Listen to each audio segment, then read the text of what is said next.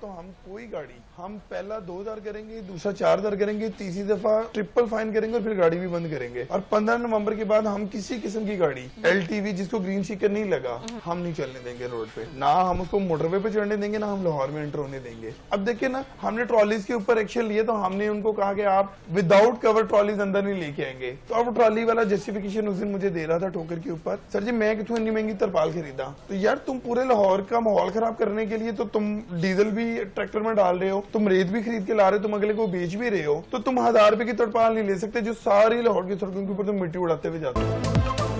माहौल को आलूदा करने वाली गाड़ियों के लिए खतरे की घंटी। पहली बार 2000, दूसरी बार 4000, तीसरी बार 3 गुना जुर्माना और चौथी बार गाड़ी बंद करने का इंदिया। तर्जमान माहौलियाती तहफ़्फ़ुज़ एजेंसी पंजाब सज्जाद बशीर की 7 न्यूज़ से गुफ्तगू।